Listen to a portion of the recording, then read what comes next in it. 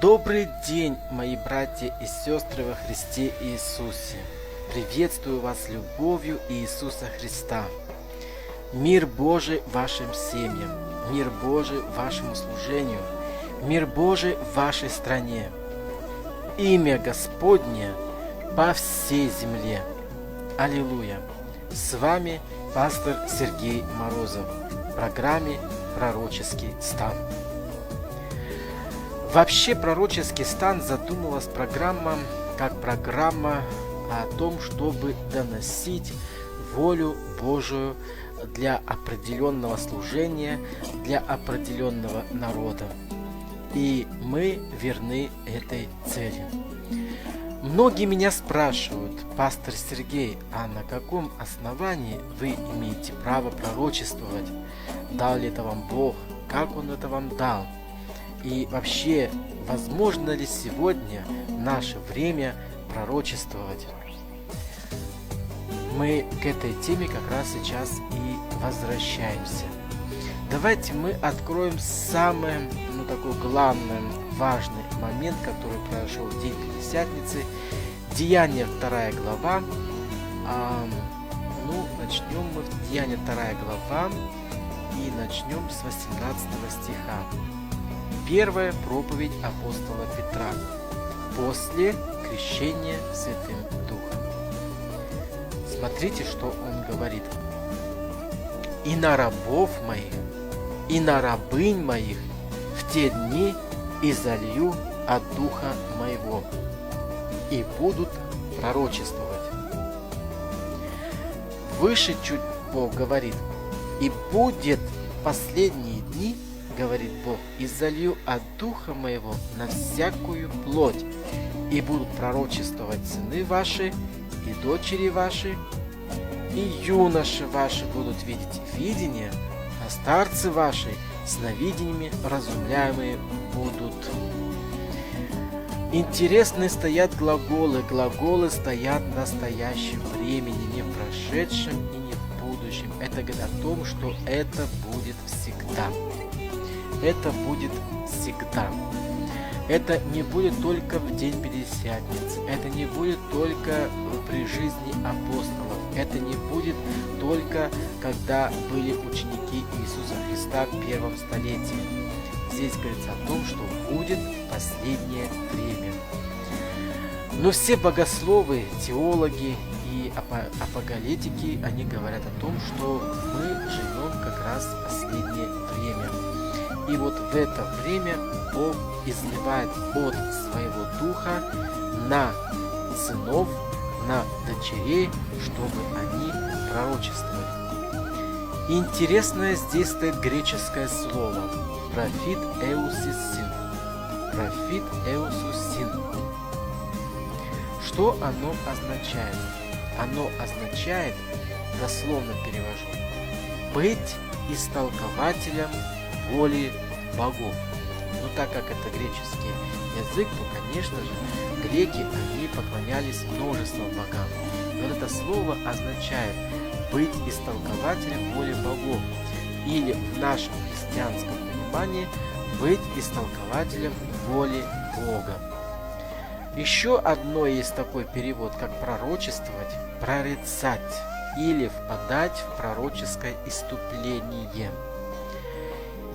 И третий момент этого перевода – обладать пророческим даром.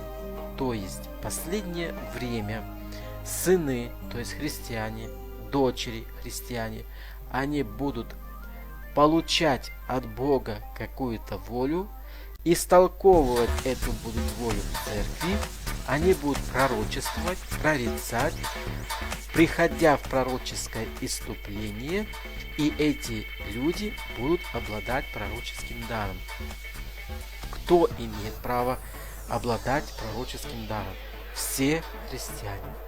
Нет в Библии ни одного стиха, который сказал, что есть только определенный класс, который бы были пророками. Все христиане могут иметь и обладать этим даром. Для этого нужно, естественно, приближение к Богу. Нужно посвящение Богу И нужно, чтобы вся жизнь твоя была посвящена Богу. И вот на основании этого стиха, я только один вам стих привел, я только вам одно слово привел в переводе, говорит уже о том, что мы в последнее время будем получать пророческие вещи от самого Бога. Конечно же, пророчество, оно укрепляет, пророчество, оно дает такую победу, такой взмах веры и дает возможность внутренне духовно христианину или пастору или церкви как бы быть действительно вместе с Богом и знать направление, куда она идет или христианин идет. Сегодня я хочу с вами, друзья мои, поделиться откровением, которое Бог послал мне на Республику Казахстан. Я живу в Казахстане 42 года и ни разу никогда не получал ничего подобного о Казахстане. Последние 2 выпуска пророческого стана Бог мне давал откровение о кыргызском народе, о наших братьях, сестрах, соседях в Кыргызстане. Но в этот раз Бог мне решил сказать и о Казахстане, и я хочу с вами поделиться этим откровением. Кстати, это откровение, оно может осуществляться не только в Казахстане, оно может осуществляться в вашей стране. Какие-то моменты, какие-то элементы этого откровения, они могут притвориться в вашем служении, в вашей церкви, среди вашего народа и вашей стране.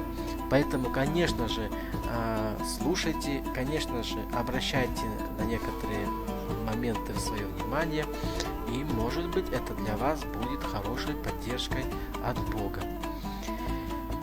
Когда я молился о Казахстане, Бог показал мне пирамиду. Края пирамиды были отделаны узорами казахскими, кыргызскими. Я увидел на пирамиде, что еще присутствовали элементы орнамента, национального орнамента узбекских и туркменских узоров. Как мы знаем, пирамида трехсторонняя, то есть это получается треугольник.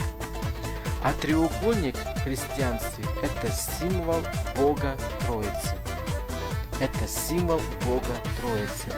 Бога Отца, Бога Сына, Бога Святого Духа. Пирамида стояла посередине страны Казахстана. Это показывает, что Бог находится в центре страны. И Он, Бог, управляет всей страной. Как ни странно, но в центре Казахстана действительно стоит пирамида.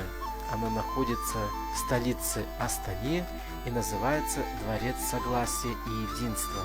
Именно в этой пирамиде проходили 2 таких великих мировых проекта, как молитва, встреча всех религий на земле. Бог управляет страной Казахстана. Вообще пирамидальные строения находятся по всей стране, по всей Азии. Пирамида есть в Астане, мы знаем. Также встречается пирамидальное строение по всей стране и по всей Центральной Азии. Пирамида также означает еще одну догматику христианскую. Это вера, надежда и любовь. И любовь как основание. Вера, надежда и любовь. Это 3 важных столба в построении любого государства, любой страны. Вера, надежда, любовь. Бог Отец, Бог Сын, Бог Дух Святой. И если государство любое будет зиждиться на этом треугольнике, Бог придет и благословит любой народ. Это то, Это то, что движет любой народ к успеху. Это то, что движет любой народ к благословению Божьему. Это то, чем живет народ. Вера, надежда и любовь. Бог Отец, Бог Сын и Бог Дух Святой. Вообще Казахстану повезло изначально со дня его основания. Как мы знаем исторически, в годы сталинских репрессий в Казахстане ссылались верующие христиане во время сталинизма, люди из России. В Караганде даже из целой колонии, где жили поселения, где жили верующие христиане. Там проливалась и кровь христианская. Поэтому за Казахстан проливалась кровь христианская. За Казахстан молились христиане-мученики. Поэтому с самого основания Казахстана Казахстан уже был вымолен у Бога. За эту землю молились христиане со времен сталинских репрессий. Молитва благословения над Казахстаном уже существует. Казахстану действительно повезло. Бог послал мудрого президента Нурсултана Абишевича Назарбаева. Вообще его сердце я вижу любящее сердце. Он любит свою семью, он любит свой народ, он любит свою страну. Его сердце наполнено любовью, и оно источает эту любовь на своей стране, к своему народу. Он всю свою жизнь посвятил служению своей стране, своему народу. Нурсултан Абишевич Назарбаев любит Бога. В его сердце есть богобоязненность. Нурсултан Абишевич Назарбаев не христианин, это точно. Но в его сердце Иисус Христос, а по-мусульмански Иса Масых, занимает не последнее место. Это подтверждает тот факт, что он, президент, Рождество Христово сделал государственным праздником. Вообще христиане Центральной Азии похожи на юрту, на одинокую стоящую юрту. Юрта всегда стоит одиноко, где-нибудь в горах, на Джаляу, на поле. Но несмотря на свое одиночество, внутри юрта полна уюта, полна тепла, полна гостеприимства и доброты. Очаг всегда согревает жильцов и странников. Вот так и христиане Центральной Азии. Их, конечно, мало. И, может быть, они даже и одиноки. Но в сердце их всегда теплится огонь Божьей любви. Христиане Центральной Азии всегда гостеприимны, всегда добры и несут Божию любовь. Божию любовь несут ко всем. Несмотря на их бедность, физическую я имею в виду бедность, они всегда полны гостеприимством и всегда рады принимать гостей в своих домах. Бог любит Казахстан.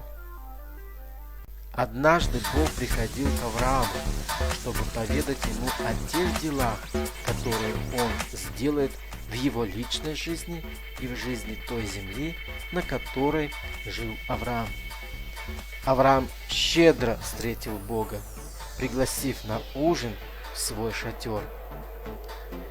Народы Центральной Азии – это дети Авраама, и им передалось такое качество, как гостеприимство от их отца Авраама. И Бог посетит свой народ. Бог любит посещать народ семьи Авраама, которого Он благословил. У Казахстана хорошие перспективы. У Казахстана благословенное будущее. Да будет благословенна наша страна. Да будет имя Божие возвещено во все пределы Казахстана. Аллилуйя! Благослови вас Господь!